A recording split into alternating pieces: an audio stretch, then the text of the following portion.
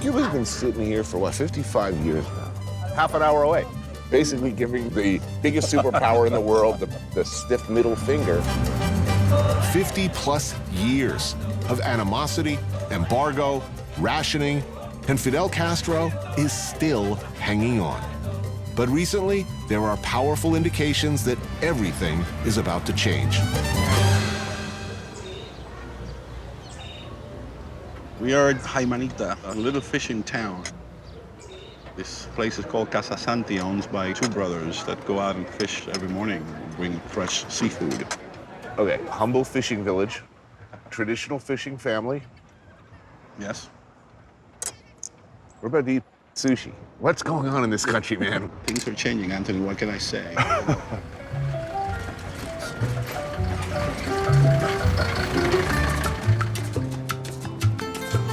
My name is Hugo Cancio. I was born in Cuba.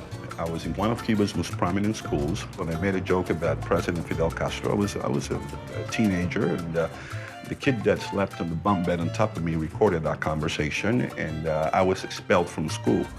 My mom said the only choice is for us to leave Cuba. I'm a businessman. I've lived in Miami for 35 years. It's my home base. I come back and forth to Cuba. I've been coming to Cuba for over 20 years. I mean, Cuba is a communist country in economic transition. You know, since Raul Castro allowed Cubans to establish more businesses, there are people that are making money. There are people that have created a tremendous amount of wealth. People with family connections to the States, people tied to the exploding tourist industry, small business owners, taxi drivers, people operating in ever-changing gray areas of what is permissible. How's it work right now? If you're Cuban, you can sell your property to another Cuban, from Cuba. And that's what's happening right now. A lot of Cuban Americans and a lot of Cubans living abroad are now coming back and through relatives are buying property. Obviously, somebody has touched this building with some kind of investment. It's renovated. It seems to be like a hotel. Somebody bought the building and turned it into a little hotel. Still another American invasion in the Pacific. The objective is Okinawa, one of the ring of island fortresses protecting Japan, 300 miles away. On April 1st, 1945, a U.S. invasion fleet of nearly 1,500 ships, a landing force of 182,000 people, that's 75,000 more than Normandy, approached Okinawa. What came next was what Okinawans called a typhoon of steel.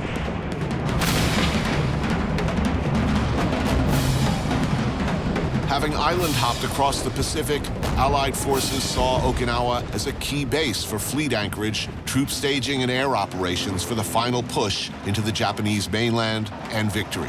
The fighting was brutal for both sides. The cost in lives and resources for the Allied forces was tremendous. And when it was over, military planners looked at the mainland, looked at what Okinawa had cost them, and projected even more appalling losses. What came next, we all know.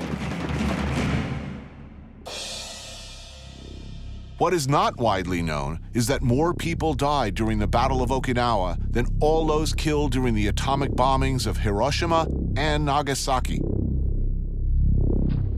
From the very beginning, mainland Japanese defense preparation was only 60% when U.S. military landed on Okinawa.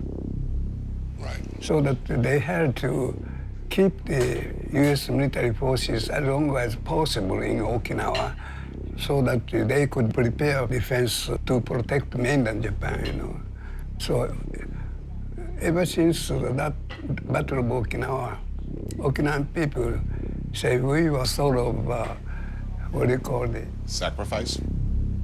Yes. Mm-hmm. Masahide Ota is a former governor of Okinawa. In 1945, he was a young conscript in the Japanese Imperial Army.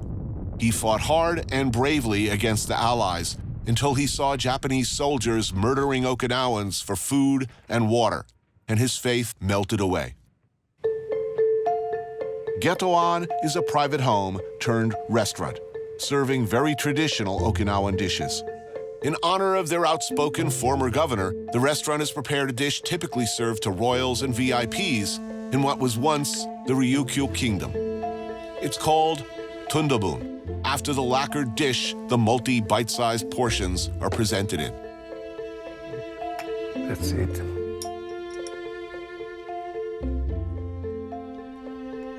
It's very good.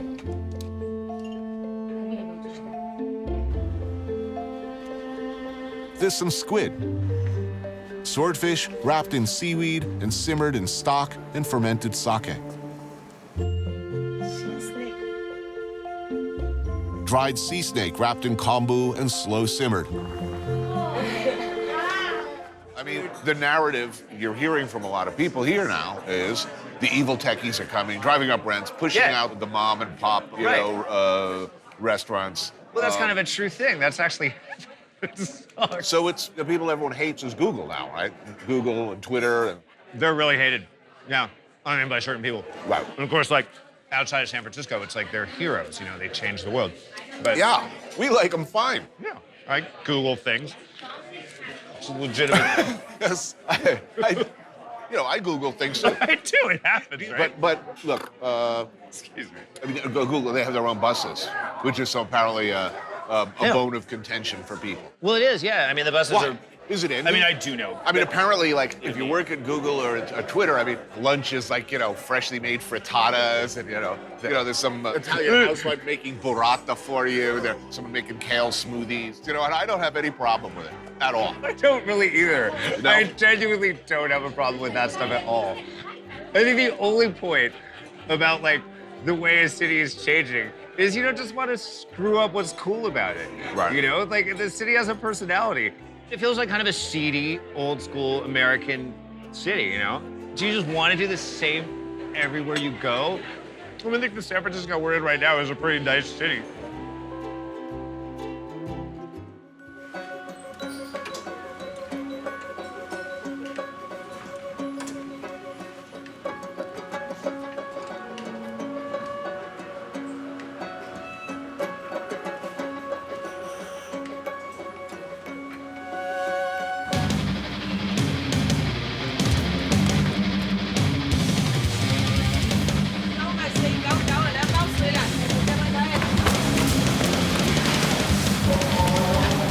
Extend your arm.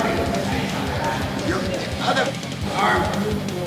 The arm around his neck goes long. Like this.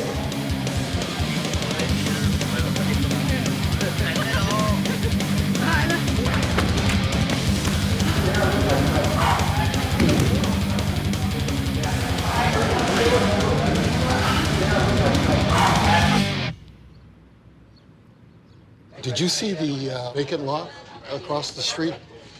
That was San Jose Chinatown. Right. And it was built in 1887. That was first. That was first. It was a Chinese community first. Right. 1890 was when some of the first Japanese arrived in this area. South Bay, San Jose. Not much going on out here other than world domination by a small group of tech companies. But on a happier, less paranoid note, San Jose has one of the last 3 remaining Japan towns in the country. Who were the first Japanese to come over? Students, laborers looking for a better life.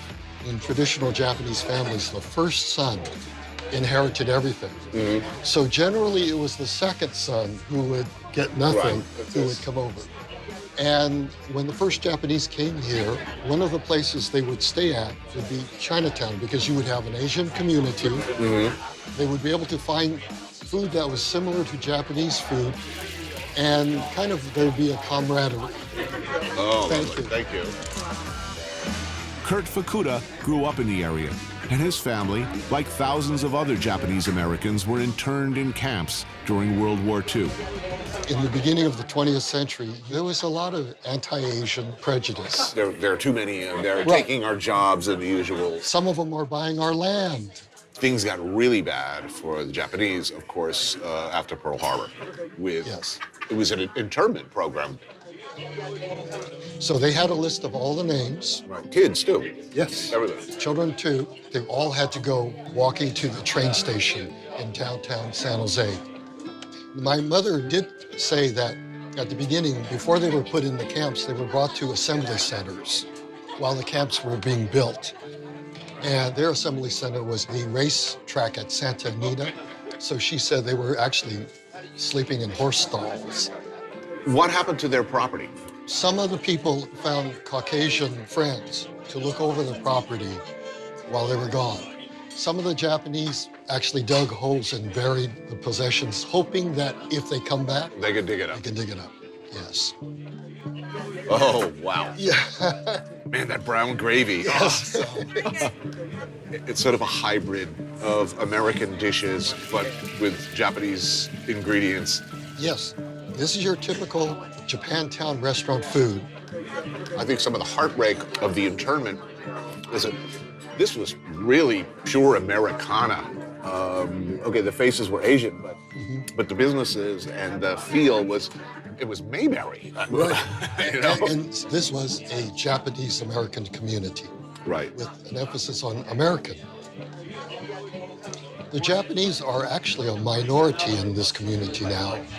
How Japanese will it be in 30 years? That is the question. I don't think it's good for anything to just kind of remain frozen in time. 30 years from now, Japantown is going to look very different. And if it looks like it does right now, then, we're talking about a very stagnant community.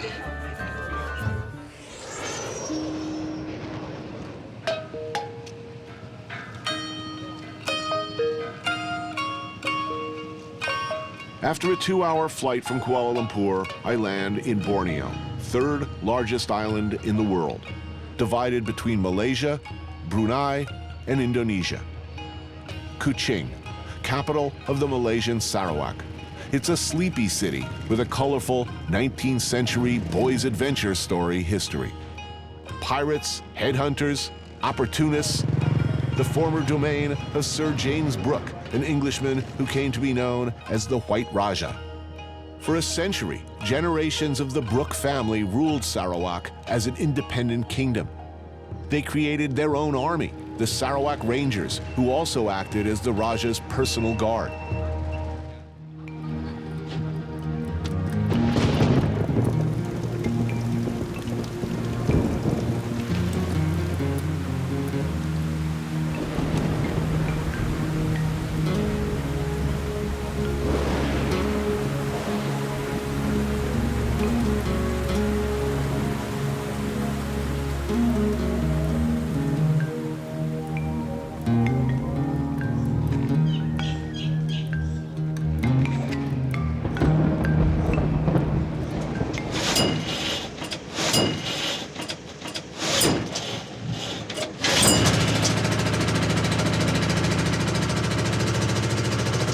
Love that sound.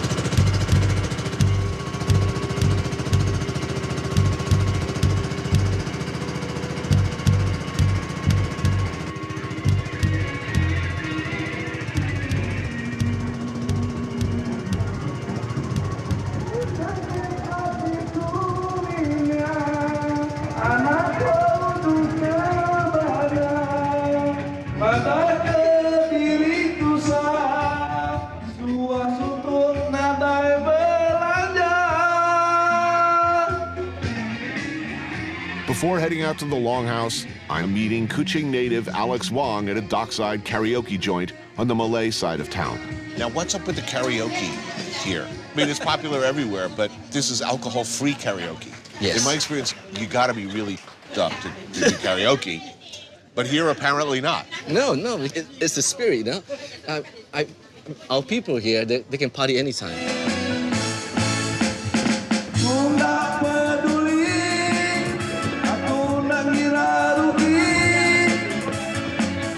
So you're coming upriver with us? Yes, I am. And Excited. 4 days of non-connectivity, you know that, right? Yes. I'm committed to that. It's the drinking. I'm worried about that too, really, seriously, because I'm way past my drinking days, Yeah. But I don't think there's an escape from it. So why are you back in Kuching after 10 years? I mean, why Kuching? You got a lot of other places in Borneo? Yeah, it's a good question. I'm revisiting some stuff. Just some I was in a weird place in my head when I first came here. I was personally, professionally, everything in my life was changing. I was in this sort of nowhere land between previous life and whatever came next. I'm retracing my steps to a lot of ways to see if it still hurts. Ah, okay. And also I promised these guys in the village, the chiefs, that I'd come back. Well, I made a promise and I'm gonna live up to it. Yeah.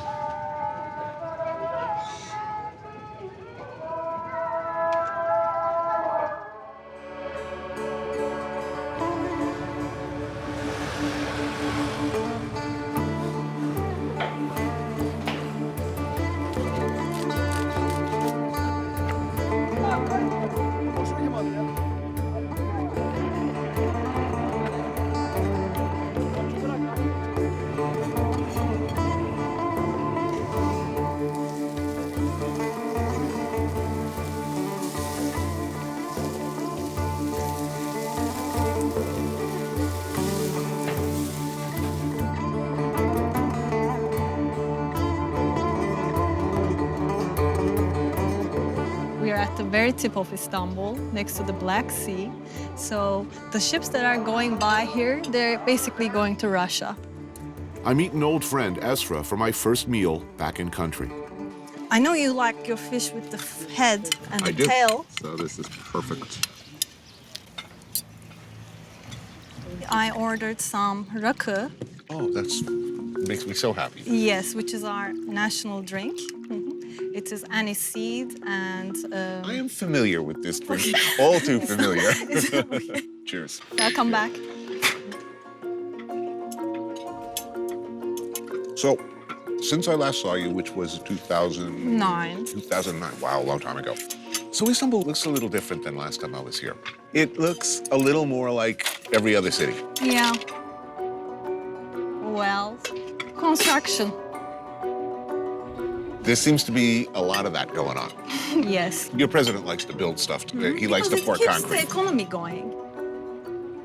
Turkey is so much politicized since the last time you came. Like, after 2011, the daily life issues like how many children you should have, advising women not to laugh out loud in public, things like this were actually suggested by the government. Right. Now, do you think this is coming from a genuine ideological, religious place, or is this a political calculation? I think it's a genuine... You're telling me that the current leadership is, in his heart, is genuinely opposed to alcohol, women laughing in public? Maybe I don't feel comfortable answering that question. Okay.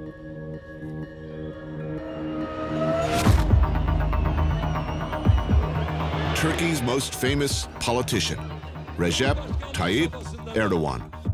He is the power, and has been the power in one form or another for more than a decade. He is the face of Turkey's ruling Justice and Development Party, the AKP. Erdogan has in recent years made Islamist politics mainstream, and while remaining very, very popular in this extremely polarized nation, cracked down hard on media, political opposition, free speech, and of course, demonstrations. In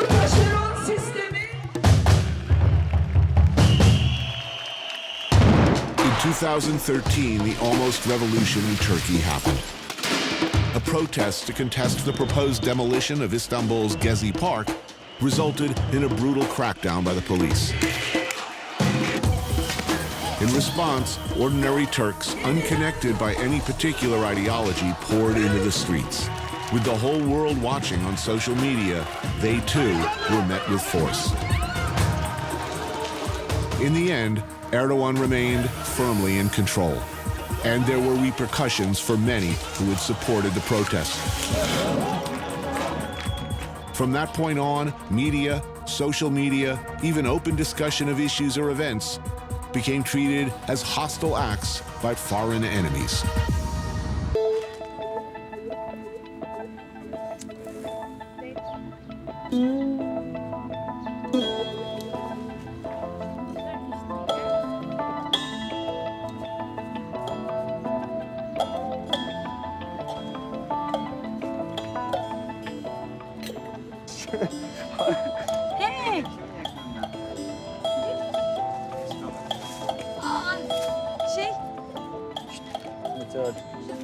şeyleri kaldı. Hi. That's of course. Good to see Welcome you. to our park. Oh man, I'm glad I haven't eaten yet. That is pretty awesome looking. So have you ever had Turkish breakfast before? With you. I love that you even do eggs in the park. Pretty impressive. Yeah. This place is called Abbasala Park. It's one of the last remaining parks in the vicinity. Since 2013, people have been gathering here in what we call forums to talk about their ideas for different, how can I say? Debates, chats, different people gathering here at night after work and then talking, trying to find solutions, right? We didn't have any other place to go, so we came here. Why is it so important? I think it's not just for us, for future residents of Istanbul, right? This space turned into a space of politics, a space of hope against this system, which seems to be like impossible to break, actually. Is it impossible to break? No, not now. It was impossible a few weeks ago. A few weeks ago it was impossible. So you're feeling optimistic. The hope is the revolution, you know? If you lose your hope, then there's nothing to do. I think the tide is turning. But for the, if we compare Arab Spring and Gezi Park things, I mean, in the Arab Spring, they are protesting against a dictatorship. But in Turkey, I think we can say that there is democracy. Esra and her friends, previously unlikely to have known, much less come to like one another, were brought together by circumstances. Have you been gassed? Not that much, but yeah. By gas, are you talking about pollution? But I also... Tear gas. Oh, tear gas. When you are getting gas together, you really connect through life or death situations. You hold each other and run away together. It was a very actually emotional thing for me because all my life I was taught to keep away from different types of people. Like I never had a Kurdish friend. I never had people around me were all like me. And I was lacking so much richness in my life. Thanks to Gezi, I saw everybody is the same. People learned the real democracy in Gezi. People learned to speak without prejudices. Tear gas connecting people. Tear gas connecting people. When you just run away together.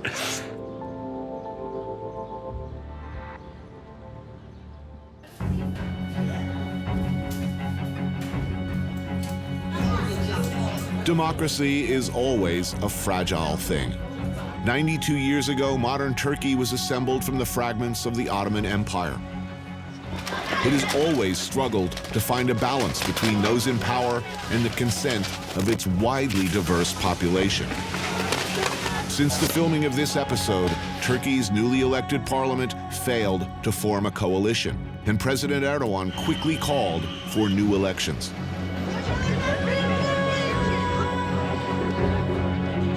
At the same time, he's revved up military action against Kurdish opposition forces in both southeastern Turkey and across the border in Kurdish Iraq.